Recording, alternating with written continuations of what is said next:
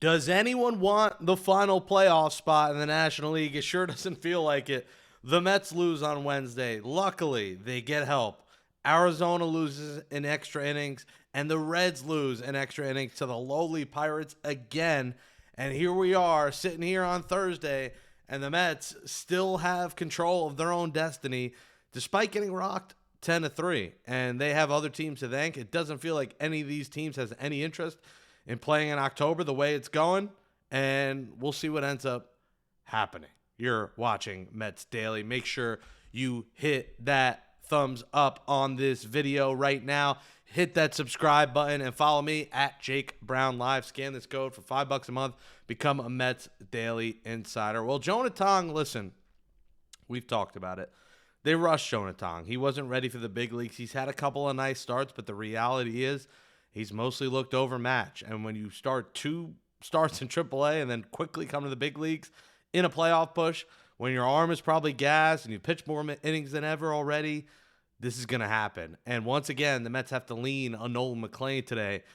And, every game is pretty much a must-win. In a must-win game in Chicago, as you try to win the series, you go 4-0, you're in the playoffs. It's that simple. The Mets control their own destiny. So as much scoreboard watching as we're going to do, especially today, as I'm recording this at 1:30 p.m. Eastern. The Reds about to play the Pirates, as that's in a rain delay. The Dodgers will play this afternoon. The Mets will know the results of both games by the time their game starts at 7:40 p.m. Eastern tonight in Chicago. So they'll know, hey, if we lose, we lose the spot because we lose the tiebreaker.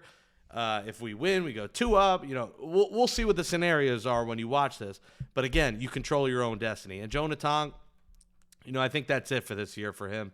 He's overmatched, and if you make the playoffs, how can you trust him at this point? I'm not blaming him. I think the Mets were put in a dire situation where they called up the 3 kids because they needed arms, and the reality is he's just not ready. So that might be it for Tong. They end up using Holmes and Manaea, which you're thinking, what the hell? But it is their throw day. So in desperate times, desperate measures, they had to use both of them for about an inning, 16, 17 pitches. Manaea gave a few runs. Holmes did not. They're probably going to need him again on Saturday. The Mets are running out of arms here. It's McLean on Thursday. They saved the rest of the bullpen for the most part to use for tonight. Hopefully McLean can give you 6 or 7 innings. But, they use Lovelady, Holmes, Manaea, and Helsley. Helsley pitching 2 innings. So you got your horses for tonight if you need them, and you'll need them all weekend. But it's McLean tonight. It's Sprode on Friday, and then TBD Saturday and Sunday. And that's not a good position to be in here. And, one of the arms you thought you would have is Kodai Senga, but Kodai Senga, they did not have much good to say about him, Carlos Mendoza, before the game on Wednesday. And, saying his velo wasn't there, was around 93. He was bothered by the heat. I mean, what are we doing here? You're bothered by the heat. What are we talking about? They said he just looked okay. It doesn't sound like Kodai Senga is going to pitch again this season for the Mets. And that begs the question, is Kodai Senga pitching again in a Mets uniform?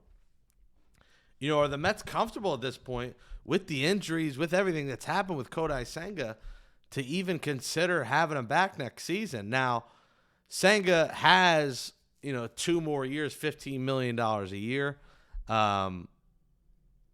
There's not much they could really do. They could try to trade him, but I don't see that happening. The opt-out is not available. He hasn't reached the amount of innings to opt out, so he's under contract. It's not a crazy number.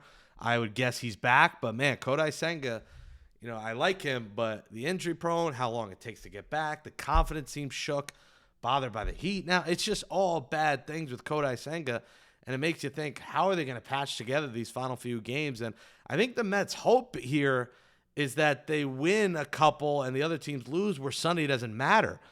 Because Sunday, then you could just have anyone throw and then gear up full force for Tuesday to go to Los Angeles for the wild card. I don't think it's going to be that position. I think it's going to come down to the final game on Sunday. And if that's the case, the Mets are going to have all hands on deck. But I don't know. You're going to have to go with Rogers 2 innings. You're going to have to go Raley 2 innings. You're going to have to make your horses go 2 innings here, if you want to find a way to patch together 36 innings these last 4 games. And you really are leaning on McLean and Sprode to give you 6, hopefully 7 the next 2 nights. So then it's really 18 innings of everybody on Saturday and Sunday. But it's not a good position for the Mets to be in here with this pitching staff. And there's a lot of questions to be asked. They have to spend in free agency. They didn't do right with Clay Holmes, as a starter. I mean, he was good for a few months, but he wore down more innings than ever. David Peterson, you're probably going to use him at some point this weekend, but do you trust him? Maybe against a lesser Miami team, although Miami's played great baseball. They lost last night, so they look to be out of it right now. But they're still going to be playing hard. They got Sandy Alcantara. They got Cabrera. They got Perez going. They got their best pitchers going against the Mets as they try to knock them out of the playoffs. So this is going to be a real sweat, guys. We are going to sweat till the final out on Sunday. And, yeah, the Mets don't deserve to make it, but the Reds aren't playing like they deserve it, and neither are the Diamondbacks. So it's really who's going to be the last man standing and who's going to win enough games here in the last 4 to sneak into that playoff spot. And are they doomed in Los Angeles? Maybe. But like we said, if you're in, anything can happen. And it's not like the Dodgers are blowing everyone away.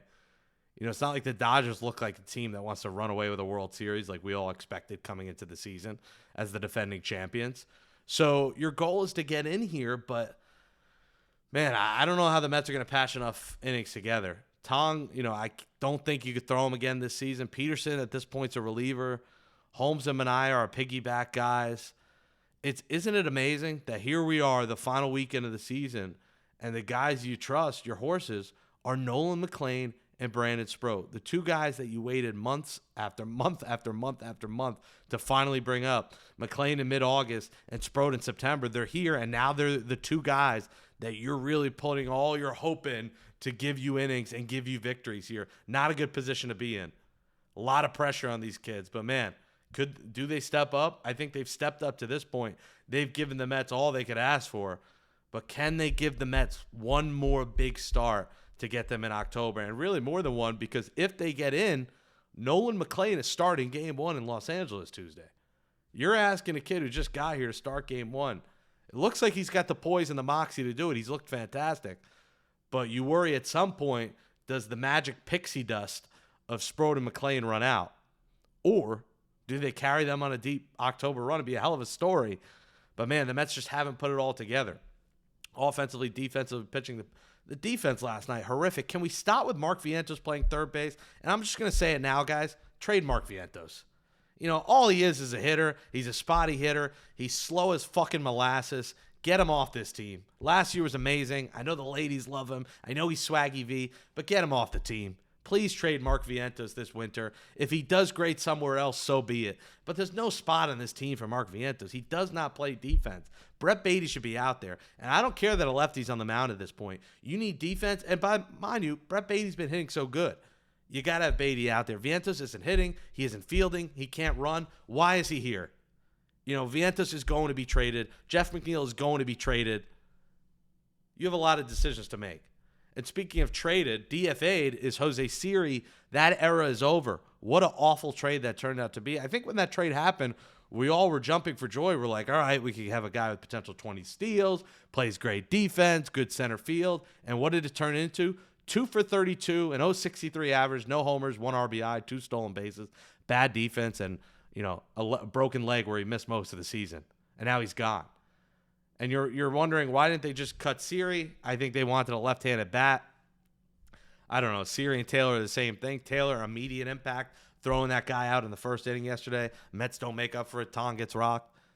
But you see what Taylor brings to the table is that elite defense. Now, can his bat come through? Will the Mets have to go with Brandon Nimmo in center again?